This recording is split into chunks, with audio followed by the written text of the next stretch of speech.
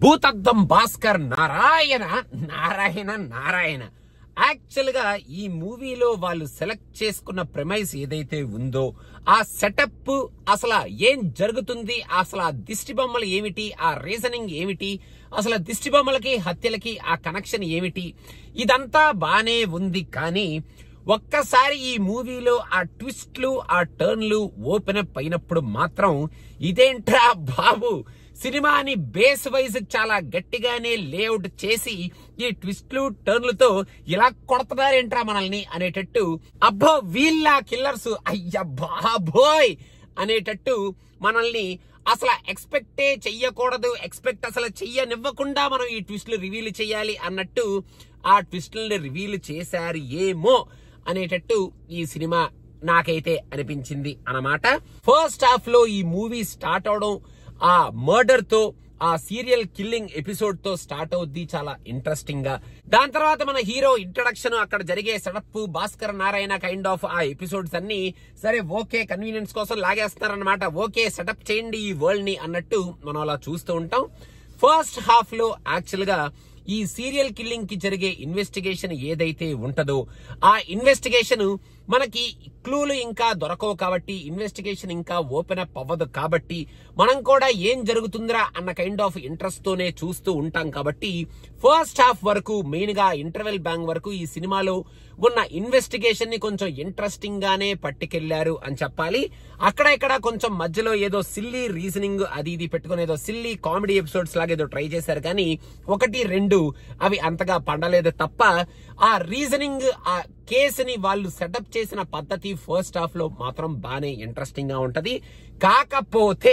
కాకపోతే second half లోకి వచ్చిన తర్వాత ఒక్కసారి ఆ కేసులు ఓపెన్ అయి ఆ క్లూలు దొరకడం స్టార్ట్ అయిన తర్వాత నుంచి మాత్రం క్లూలు కొంచెం కన్వీనియంట్ గానే దొరికిపోతున్నాయా అనేటట్టు కొన్ని క్లూలు, అసలు ఈ క్లూలేంట్రా బాబు ఇలా ఉన్నాయి, మన భాస్కర్ నారాయణ ఏంట్రా బాబు ఇలా టపా కనిపెట్టేస్తున్నాడు ఈ క్లూలు అనేటట్టు ఒక 2-3 క్లూలు చాలా ఈజీగా దొరికినట్టే అనిపిస్తాయి అన్నమాట.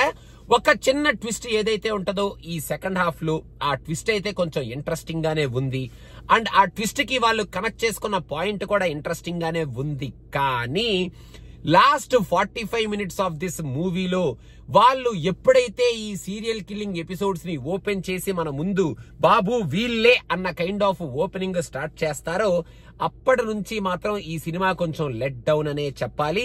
ఖచ్చితంగా మనం ఎక్స్పెక్ట్ చెయ్యకూడని క్యారెక్టర్స్ ని మనకి చూపించాలి అనేటట్టు చూపించాలి అనుకున్నారు కాబట్టి అలా చూపించాల్సి వచ్చిందో, లేదా అక్కడ దాకా వాళ్ళు సెటప్ చేసుకున్న ప్రెమైస్ కి, ఆ బేస్ కి వీళ్ళు ఓపెన్ చేసిన ఆ సీరియల్ కిల్లర్స్ ఎవరైతే ఓపెన్ అవుతారో వాళ్ళు అంతగా సెట్ అవ్వకపోవడం వల్లనో మనకి అంత ఇంట్రెస్టింగ్ గా అబ్బా ఇక్కడ దాకా లాక్కొచ్చి ఇలా తీసుకెళ్తున్నారా, ఇంత కన్వీనియంట్ గా పట్టుకెళ్తున్నారా అనేటట్టు నాకైతే అనిపించింది అనమాట. ఒక్కసారి ఈ సీరియల్ కిల్లర్స్ ఓపెన్ అప్ అయిపోయిన తరువాత మనకి last half an hour of the స్టోరీని మాత్రం కొంచెం ఎలాంగేట్ చేశారని అనిపించింది. లాస్ట్ 15 minutes అని చెప్పొచ్చు మెయిన్ గా.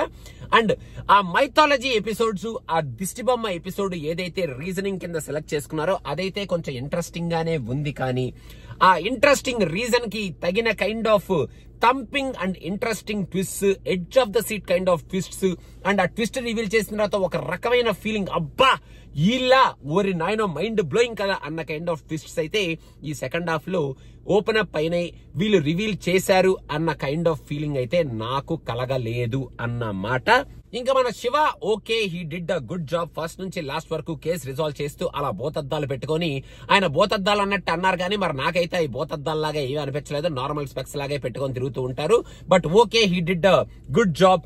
ప్రీవియస్ మూవీస్ కన్నా ఈ మూవీలో కొంచెం పర్ఫార్మెన్స్ వైజ్ బానే పర్ఫార్మ్ చేశారు అని చెప్పాలి. ఇంకా మన రాశి ఈ మూవీలో ఆ హీరోయిన్ అన్నమాట. జస్ట్ అలాగా ఫస్ట్ నుంచి లాస్ట్ వరకు ఉంటది, పెద్ద పర్ఫార్మెన్స్ చేసేసింది అని నేనేం చెప్పను కానీ అలా ఉంటది అని చెప్పొచ్చు. ఇంకా మిగతా క్యారెక్టర్స్ ఈ సినిమాలో సీరియల్ కిల్లర్ ఎవరు అని మనం ఎవరికైనా చెప్పినా కూడా చెప్పకూడని, చెప్పలేని కైండ్ ఆఫ్ ఈ సీరియల్ కిల్లర్ క్యారెక్టర్స్ అనమాట. ఇలా చెప్పినా కూడా ఎవరు నమ్మరు వీళ్ళే సీరియల్ కిల్లర్ అని. మనం సినిమాకి వెళ్ళి చూస్తే కానీ మనం అప్పుడు తెలుసుకొని అప్పో వీళ్ళ సీరియల్ కిల్లర్స్ అనేటట్టు ఆ సీరియల్ కిల్లర్స్ వాళ్ళ పర్ఫార్మెన్స్లు ఈ సినిమాలో ఉన్నాయి అన్నమాట.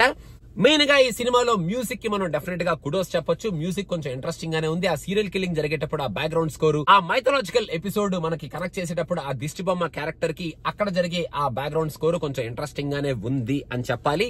సో ఓవరాల్ గా ఒక మంచి ఇంట్రెస్టింగ్ కాన్సెప్ట్ ని బేస్ లాగా సెలెక్ట్ చేసుకొని ఆ ఇంట్రెస్టింగ్ కాన్సెప్ట్ ని కొంచెం మనకి డెలివర్ చేయటంలో మెయిన్ గా ఒక థ్రిల్ ఎపిసోడ్ కైండ్ ఆఫ్ ఆ థ్రిల్ ని, ఆ సీరియల్ కిల్లర్స్ రివీల్ ని మనకి డెలివర్ చేయటంలో మాత్రం ఈ సినిమా కొంచెం లెట్ డౌన్ అయింది అనే చెప్పొచ్చు. Last but not the least, మీరు కనుక ఈ మూవీ చూడాలి అనుకుంటే జస్ట్ ఆ సెటప్ కోసం అండ్ ఆ దిష్టి బొమ్మ ఏమిటి, అసలు ఆ రీజనింగ్ ఏమిటి, ఆ మైథలాజికల్ ఎపిసోడ్ ని ఎలా కనెక్ట్ చేస్తున్నారు ఆ దిష్టి బొమ్మకి అన్న రీజనింగ్ కోసం చూడొచ్చు. అండ్ ఆ ట్విస్ట్ రివీల్ అయిన తరువాత మాత్రం డెఫినెట్ గా మీరు కూడా నాలాగా అబ్బా ఎంతవరకు లాక్కొచ్చి ఏలనా సీరియల్ కిల్లర్లు అని చెప్పి చూపిస్తున్నారు ఇప్పుడు మనకి, and with this very strong mythological reason, ఆహా ఓకే అనుకొని మీరు ఇంకేముంది నారాయణ నారాయణ అనుకుంటూ అలా వచ్చేస్తారన్నమాట.